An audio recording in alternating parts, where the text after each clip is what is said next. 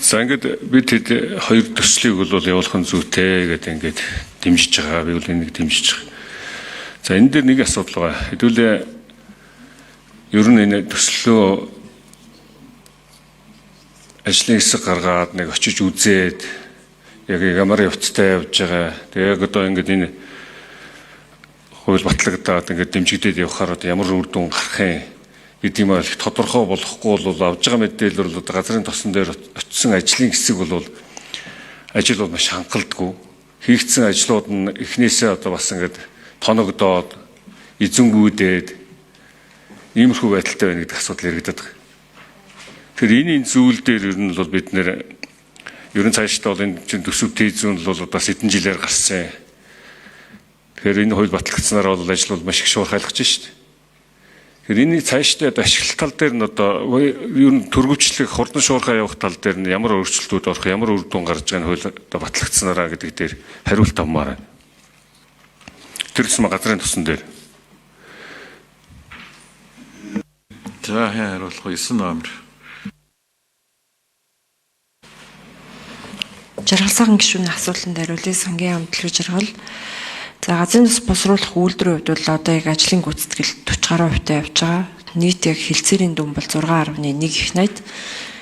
За одоо яг энэ газрын тус босруулах үйлдвэрийн хувьд бол улсын хурлаас яг баталсан хэлцээрийн хугацаа 2028 онд дуус хугацаатай. Өөрөөр хэлбэл бид нар энэ хугацаанд багтаад гүйцэтгэл гараад үйлдвэр ашиглалтанд орох мөн яг засгийн газрын авж байгаа 6.1 их найдыг бид нар ашиглаад зээлийн ашиглалтаа гаргасан байх шаардлагатай. Тэгэхээр энэ хуулийн хувьд бол яг одоогийн явж байгаа төсвийн хууль, төсвийн доктортой байдлын мөн төсвийн дүрмүүдээс нэг л өөрчлөлтийг бид нар энэ хуулиар эрхийг авч байгаа. Тэр нь болохоор яг тухайн жилийн төсвийн нийт зардал дээр гадаад зээлийн ашиглалтыг төсвийн одоо урсгал зардал шиг тооцоололд оруулахаас зөвхөн энэ хоёр төслийн гүйцэтгэлээр гарах ашиглалтын хэмжээг энэ хуулиар тусдан зохицуулж явах асуудал байгаа. За бусад үрийн болон нэгтлэн бодох бүртгэл тайлагналт бол одоогийн хуулийн зохицуултуудаараа яг хэвээрээ хуулийн төслийн одоо ил тод байдал хяналт гэдэг дээр бол тухайн жилийн төсвийн гүйцэтгэлийн тайлан өргөн барих, дараа жилийн төсвийн төсөл өргөн барихтаа энэ хуулийн хүрээнд гүйцэтгэл хэр гарсан, санхүүжилтүүд яаж явж байгаа талаар ил тодод тайлагнахаар хуулийн төсөлд оруулсан байгаа. Нөгөө талдаа гадаад зээлийн төслүүдийн хувьд бол дотоодын төсвийн өргөн оруулалтаас нэг ялгаатай асуудал, хяналтын асуудал байдаг.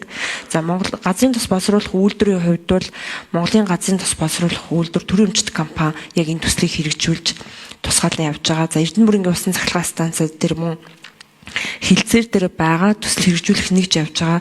Хоёр талаасаа хөгжлийн түнш одоо зээл олгогч тал болон Монголын засгийн газар хоёр талаасаа байнгын хяналтуудыг хэрэгжүүлээд тайлагнгаа ингээд гаргаад явдаг.